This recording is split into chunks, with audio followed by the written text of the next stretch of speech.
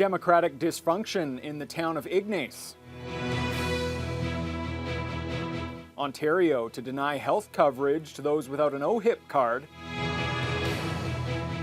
And former U.S. President Donald Trump will face criminal charges.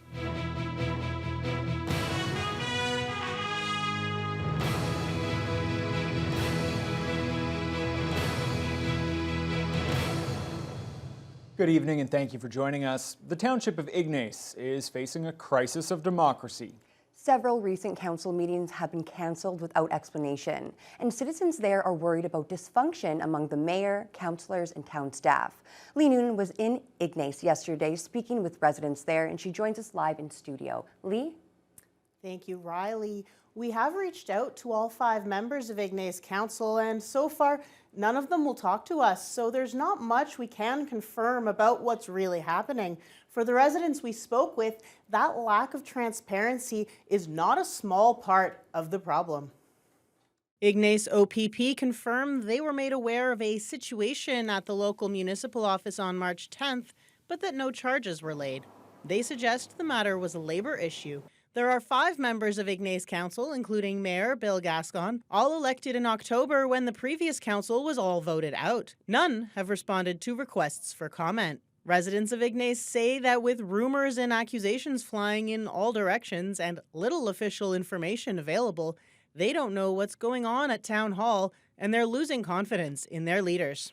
There's so many stories out there and you don't know whether half of them are true or not. There's no accountability. They all ran that, everything would be seen, and we don't have any idea what's going on. Mom and Dad are fighting and disputing and can't get along. It affects the children. And so it's affecting us people. I've been having actually sleep problems lately, like lots. And, I'm thinking of selling my house because, we're all questioning, we're crying for help here, actually. And nobody's coming. They have to figure this one out, right? They have to build the confidence. They have to build the expertise within their own council. That's their job and that's their mandate. And I want to see them do that. I don't care who's sitting there. I just want to make sure that they do their job. One thing that does seem clear is that Ignace Council is divided. A release issued by the township states that 3 councillors have, quote, stepped in and taken a stern position to protect and enforce their obligations to protect employees. No clarification has been offered as to what that position is or what may have motivated their actions, with the town clerk saying the township's lawyers have advised council and administration not to comment on the matter. Meanwhile, in a Facebook post, Mayor Gascon asserted that he does not believe all councillors are doing their due diligence so they can make proper decisions that are in the best interest of the residents of this community. In another post, the mayor refers to difficulties in getting enough councillors to attend meetings and concerns that important opportunities could be missed. The statement issued by council included a commitment to bringing together all 5 council members for training on their roles and responsibilities. There's no indication so far as to when that might take place. Lee Noonan, TBT News.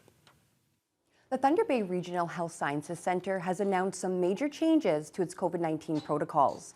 The hospital is transitioning out of its pandemic response, but mandatory masking will continue for the time being. The 3 big changes will begin tomorrow. Each inpatient will now be able to identify up to 2 essential care partners and 4 care partners at admission, which can be changed throughout the patient's stay. 2 people can be present at the bedside at any given time. The internal pandemic response levels will be discontinued, and the current orange level restrictions will no longer be in effect. However, a restricted state will still be utilized if protective measures are needed, and there will be no longer screening booths at the hospital entrance. Instead, people will be asked to self-screen and not enter if they have COVID symptoms. Starting tomorrow, the Ford government will discontinue health coverage for those without an OHIP card. The card hasn't been required throughout much of the pandemic, and as Mike Lang reports, healthcare providers in the region strongly disagree with the change, fearing the worst for vulnerable populations. So I think it's completely unreasonable to ask physicians to subsidize the health care of people in this province. Dryden physician Stephen Viheryoki's concern could become a reality. He says that many of those who don't have OHIP cards either live in remote communities, are part of vulnerable populations, or are non-Ontario residents. With the province cutting off coverage to those people, Viheryoki fears that the only way they can receive the care they need is if healthcare practitioners provide it on their own accord. Relying on the goodwill of physicians who feel they need to provide care is inappropriate, and really the province should step up here. In more populated areas like Thunder Bay, health centers must accommodate an even greater volume of impoverished patients. Norwest CEO Juanita Lawson says it's not easy for those in unstable living conditions to apply for and hold on to a health card. Those are things that I think many of us take for granted, but those are also things that many individuals struggle with obtaining, even though we think that accessing health care is fairly simple. It's not for many people. Registered midwife Rebecca Hautala says it will cause those patients to further delay treatment, leading to worse health outcomes. Not having comprehensive health care for everybody is just really not equitable, and it's not okay. They suffer because of the long-term outcomes of not receiving care early enough that we can actually provide interventions to improve their health care, and their overall health in general is going to just cost the person, the community and society and the healthcare system more money eventually. We would want some reconsideration with regards to this decision and some time for communities to be prepared to take a look at where uninsured funding can be placed, to look at expanding team care models to again support people who need this care. The policy to provide health care only to those insured with an OHIP card takes effect on Saturday. Mike Lang, TBT News. The province has set the terms of this year's increase to the minimum wage. Starting October 1st, the general minimum wage for most workers will increase from $15.50 an hour to $16.55. The student minimum wage goes up $1 to $15.60. The increase is tied to Ontario's Consumer Price Index. The Ford government says it will mean an annual pay jump of nearly $2,200 for full-time workers. Critics say it still falls well short of a living wage, especially in the GTA. Oral health advocates had a chance to meet with a local MP today to discuss how the recently tabled federal budget is benefiting the dental sector. Patty Haidu was at a Thunder Bay dentist's office today to highlight her government's newly announced dental care benefits. Vasilios Bellos reports. The Liberals' 2023 federal budget comes with it some significant investments into dental care across the nation.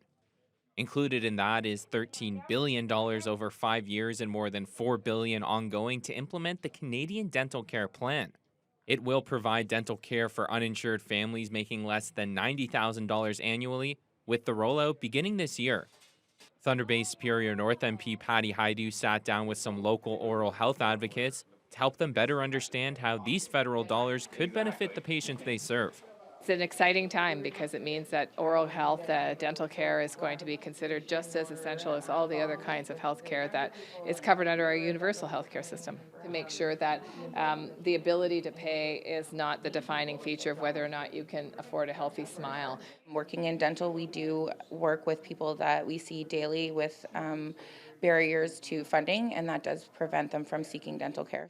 The funding is meant to build on the Canadian Dental Care Plan introduced last year. That provides parents with direct, upfront, tax-free payments to cover dental care for children under 12.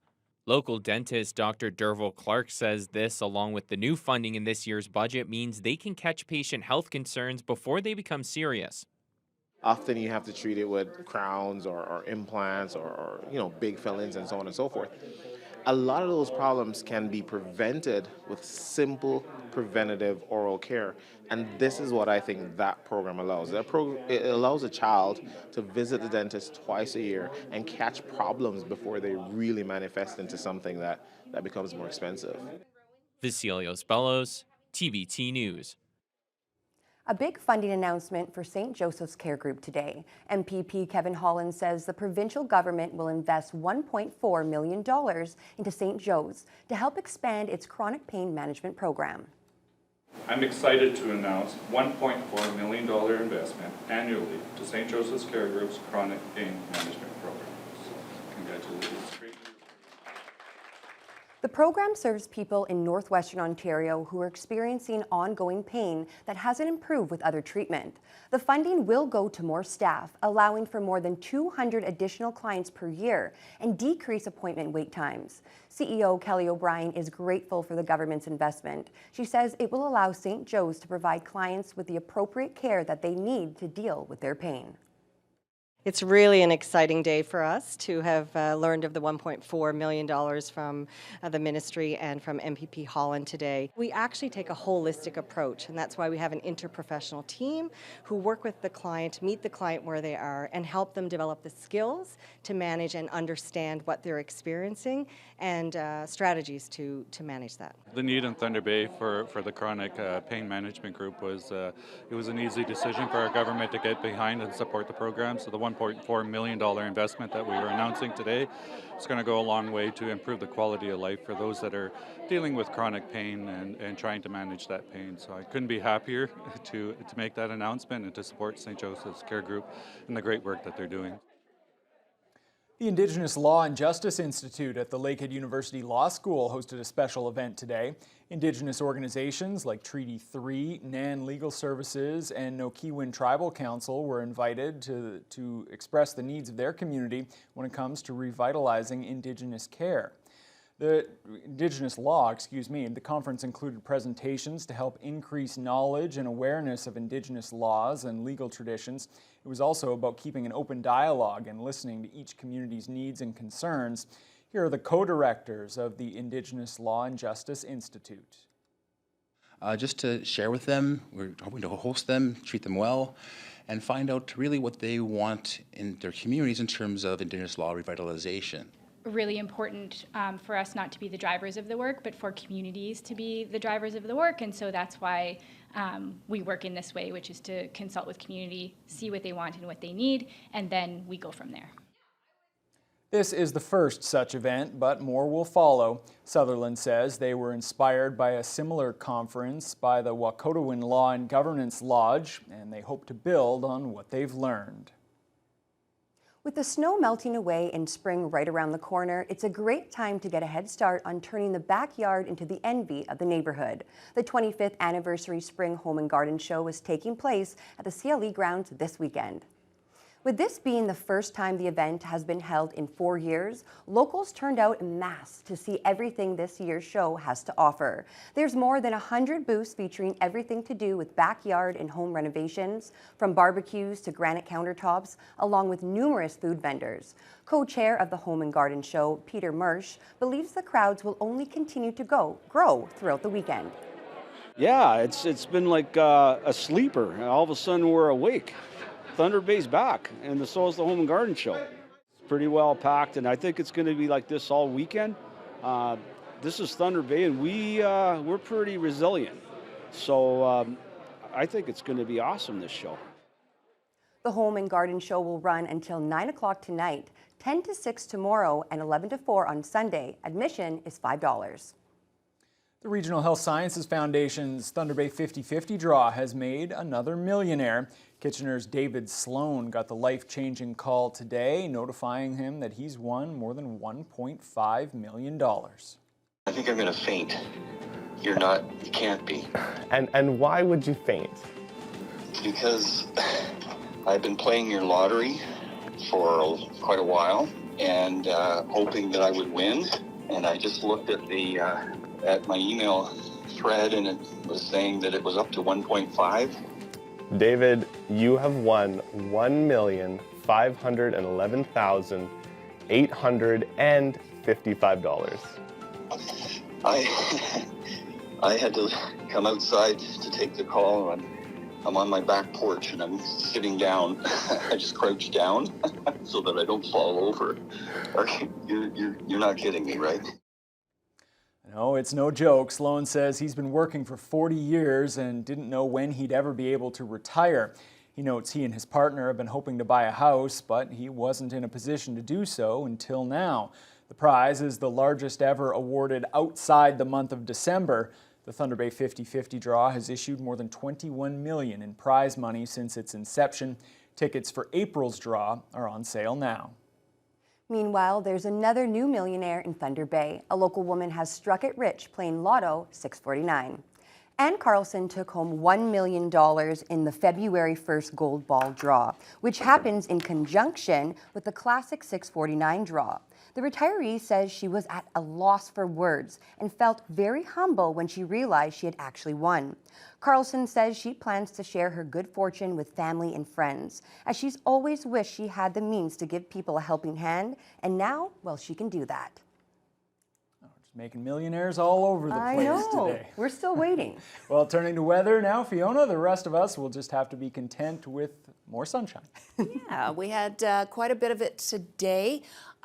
It wasn't as cold last night as we were actually anticipating. Only dropped down to -5 and a wind chill of -9, which is actually warmer than normal for this time of year. We haven't had a lot of chances to say that the last little while.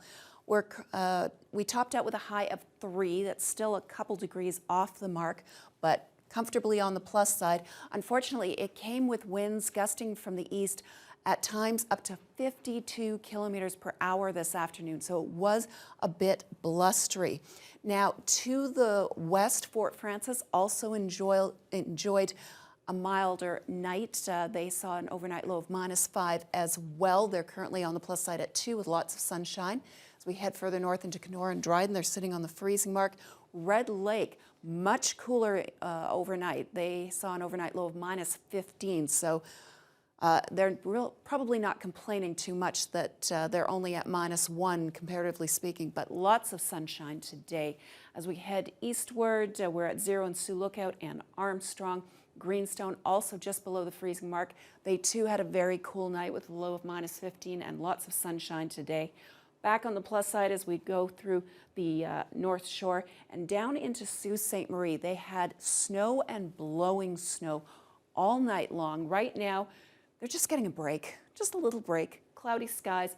They're currently on the plus side at 2, but there is more snow on the way. In fact, Sault Ste. Marie is under a winter storm warning as they head into the beginning of April. Here in the city of Thunder Bay, we are going to slip down to a pretty seasonal overnight low, -11, although wind chills will feel closer to -15 under partly cloudy skies, and winds will continue to be a little bit blustery, up to 44 kilometers per hour from the north-northeast. Now, today we saw that system stay just to the south of us for Saturday. Those cooling trends are going to continue as this snow continues to move through the Great Lakes. Here's the good news, though. When you've got that cooling flow, that cold front from the north, that helps keep some of that snow down below us. So we're not expecting to see any of this. However, that's not the only game in town. There's more snow on the way. I'll have more details on when it's going to hit later on in the news hour. Okay, thanks a lot, Fiona. Well, it's now official. Former U.S. President Donald Trump will face criminal charges. He's been indicted by a grand jury in New York. We'll have all the details right after the break. What they're doing to him right now is only strengthening his base.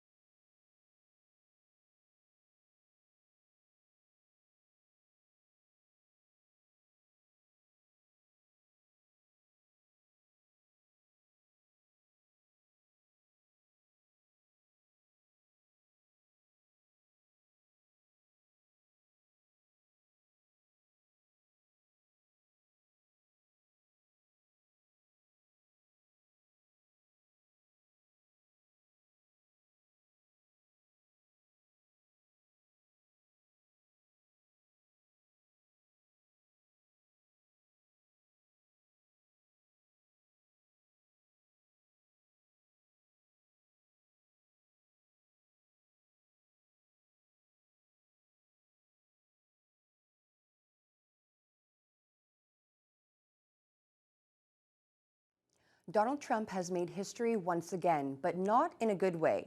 The first president to be impeached twice is now the first former president to be indicted on criminal charges. Well, the exact charges aren't yet known. The focus is on hush money paid to adult film star Stormy Daniels before the 2016 election.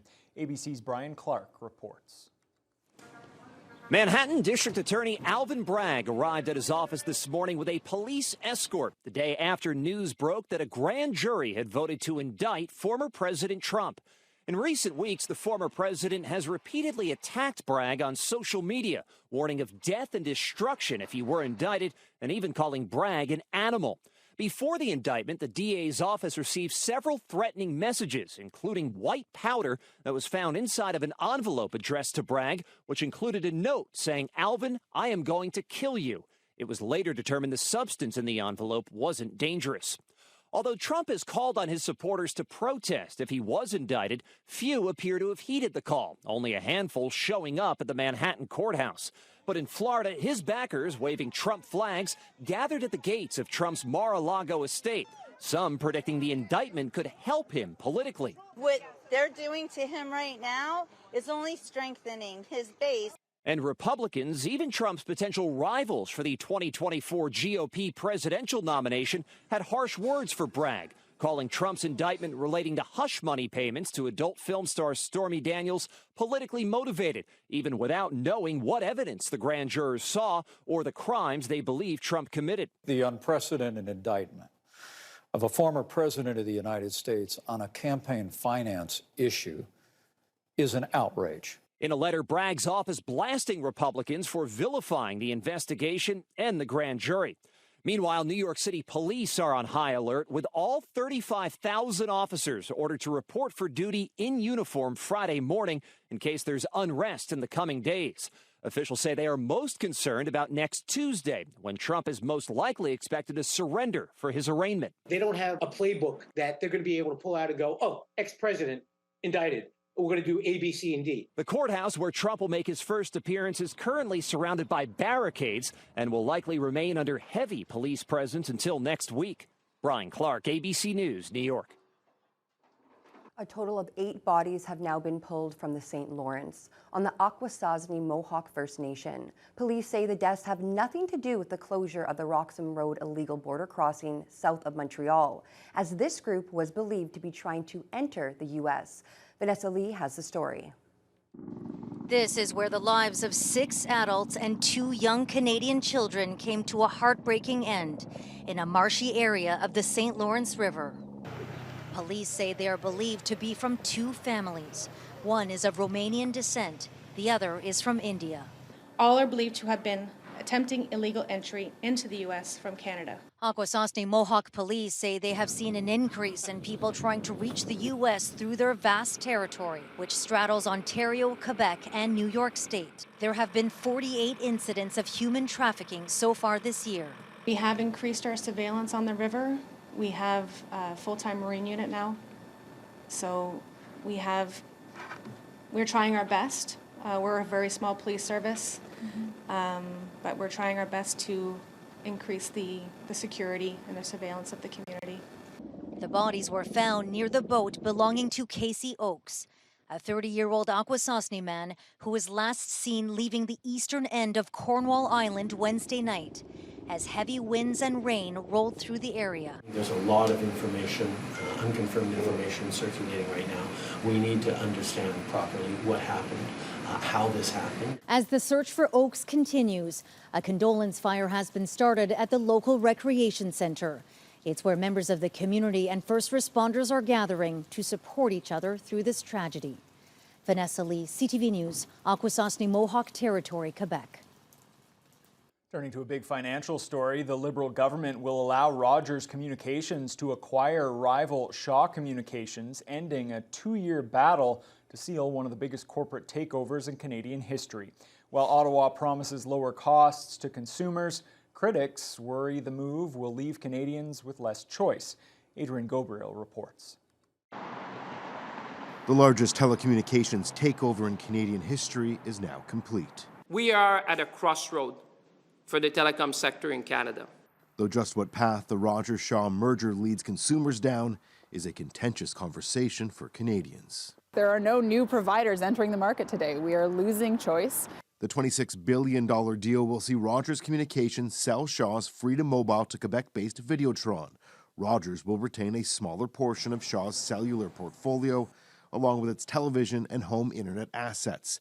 Canada's Minister of Innovation pitching a rosy perspective today, with promises of Videotron becoming a national mobility provider. What I heard from Canadians is that they want lower prices. And what we need then is more competition. We already had a fourth cell phone carrier. That's exactly what Freedom Mobile was. And Videotron already existed as a cell phone carrier. We're seeing less competition fundamentally at the end of it. There are less providers and less choice. Canadians pay much higher cell phone fees than many other Western nations. The other major mobility players in the Canadian market are TELUS and CTV's parent company, Bell Canada. So I have a family coverage for mine for TELUS, and it's pretty ridiculous how much it costs. The deal comes with 21 conditions the government says are legally enforceable. Videotron must offer 5G service everywhere it operates within 2 years. It must also offer service in Manitoba. Rogers must create 3,000 new jobs in Western Canada and spend billions expanding its broadband and wireless networks, as well as offer low-cost plans to consumers. Though critics point out that those carrots were already being offered by Rogers well before the deal was finalized. This is really scary for the future of telecom in Canada. If a deal this big is not big enough to block, I don't think anything is. Will the telecom giants follow through on their end of the deal? The only thing we can say with any certainty is that we won't know for years to come. Adrian Gabriel, CTV News, Toronto. New data from Statistics Canada shows the economy grew in January, following a slight contraction in December.